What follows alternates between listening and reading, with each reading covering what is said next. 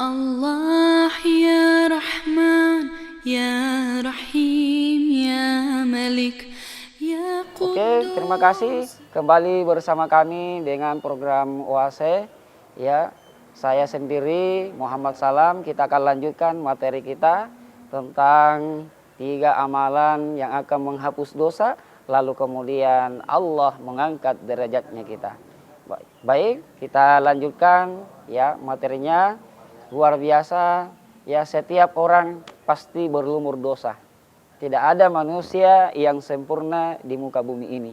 Setiap orang pasti pernah melakukan kesalahan. Dengan solusinya ini ya, Rasulullah Shallallahu Alaihi Wasallam mengajarkan kepada kita bahwa inilah yang pertama tadi ya, saya sudah menjelaskan, yaitu ya isbagul udu'i alal makari ya, jikalau kita ingin dihapuskan dosa kita lalu Allah mengangkat derajatnya kita. Kemudian lanjut yang kedua adalah wakasratul hata ilal masajid, yaitu mari kita sebagai umat muslim ya memperbanyak langkah kita menuju ke masjid. Mau tidak mau, suka atau tidak suka, suatu saat kita menghembuskan napas terakhir kita, pasti kita pengen untuk disolat di masjid ya. Hadirin ya, para peserta budiman dimanapun kita berada, bahwa tingkatan keimanan kita ya, yang tadi saya jelaskan bahwa yang pertama ada yang imannya standar, lalu kemudian ada yang imannya kuat di hadapan Allah Subhanahu wa taala. Inilah yang perlu kita mantapkan hati kita, di mana ketika azan dikumandangkan ya Allahu Akbar, hati kita merasa ya berdering seperti HP ketika ditelepon ya ada sambungan internetnya, maka ketika HP itu ditelepon lalu berdering, seperti itulah bagaimana dengan hubungan kita kepada Allah Subhanahu wa taala. Setelah berdering langsung kita angkat. Sama dengan panggilan azan yang dikumandangkan di masjid, bagaimana ketika azan dikumandangkan ya hati kita berdering ya, bahwasanya ini adalah panggilan Allah Subhanahu wa taala. Ini adalah seruan Allah yang harus kita penuhi, yang harus kita laksanakan. Tidak ada alasan untuk tidak mau melaksanakan perintah Allah Subhanahu wa taala. Dengan adanya ya kita memahami yang namanya melaksanakan perintah Allah wudu, lalu kemudian melaksanakan sholat juga, salah satu syarat syahnya sholat yaitu ketika memperbaiki wudu kita ya. Kemudian ya sangat jelas bahwa sebelum ya melakukan yang namanya sholat, tentunya adalah ada perintah yang harus kita penuhi, yaitu berwudu ya, sebagaimana Al-Qur'an surah Al-Maidah ayat 6, ya ayyuhalladzina amanu idza kuntum ilas sholat, hai orang-orang yang beriman ya, ketika kamu hendak melaksanakan sholat, menunaikan sholat, mendirikan sholat ya, idza kuntum ilas sholat faksilu wujuhakum wa aydiyakum ilal marafiq ya, basuhlah mukamu ya, lalu kemudian tangan sampai ke siku ketika kita mau melaksanakan sholat.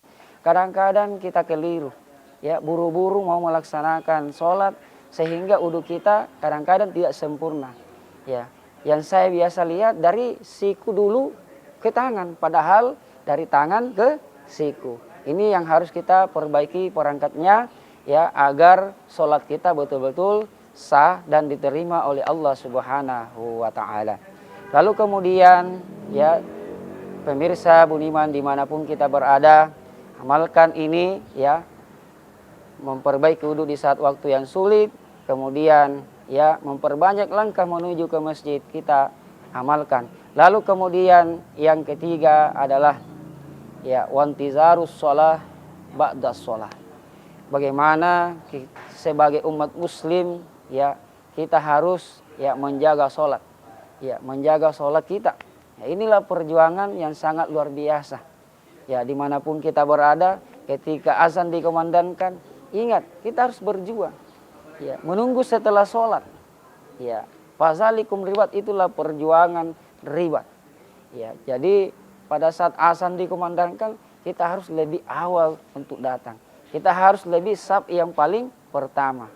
Karena saf yang paling pertama lah yang amalannya yang sangat luar biasa. Hadirin para peserta budiman dimanapun berada. Jadi 3 amalan inilah ya yang disampaikan oleh Rasulullah Sallallahu Alaihi Wasallam. Semua manusia pasti memiliki dosa, pernah melakukan kesalahan. Olehnya itu ada solusi. Ya, ada ajaran Nabi yang disampaikan bahwa kalau kita ingin dihapuskan dosa-dosa kita, lalu kemudian Allah mengangkat derajatnya kita adalah yang pertama, yaitu senantiasa yamiantu memperbaiki wudhu kita di saat waktu yang sulit, lalu kemudian ya senantiasa memperbanyak langkah menuju ke masjid. Lalu kemudian yang ketiga, ya kita harus ya menunggu sholat setelah sholat.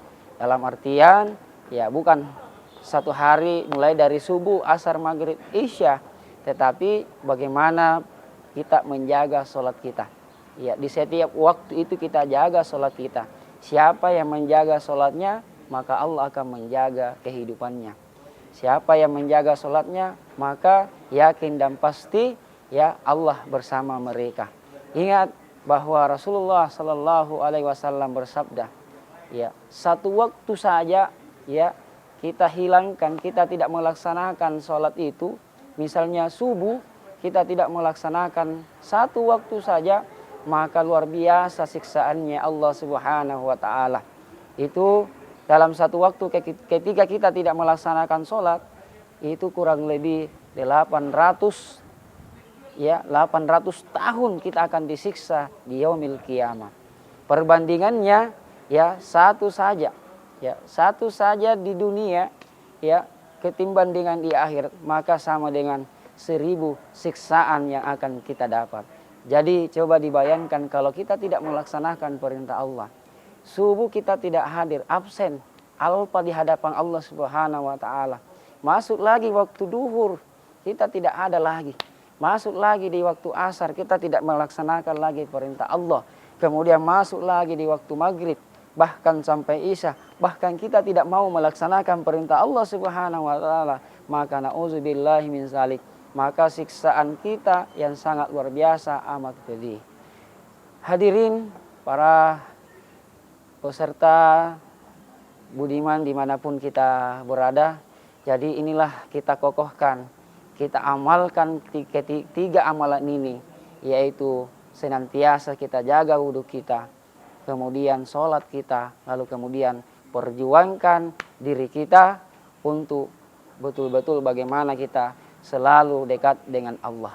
Lalu kemudian selanjutnya bagaimana ketika sholat kita betul-betul ya bisa nikmat, bisa nyaman, kita harus pahami bacaan. Mulai dari takbir, kita harus tahu maknanya. Ya, ketika bertakbir kadang-kadang ada yang bertanya bagaimana Ustadz ya cara khusyuk dalam sholat. Ya, kadang-kadang susah sekali khusyuk melaksanakan perintah Allah, itu melaksanakan sholat. Ya, hadirin ya para peserta budiman dimanapun kita berada, jadi tingkatkan kembali keimanan kita, lalu kemudian ya perangkatnya yang harus diperbaiki, mulai dari cara berwudu, kemudian masuk yaitu melaksanakan sholat mulai dari takbir. Sekian pada kesempatan ini, jangan pernah tinggalkan ya di sesi berikutnya. Terima Ya kasih. Allah ya Rahman ya Rahim.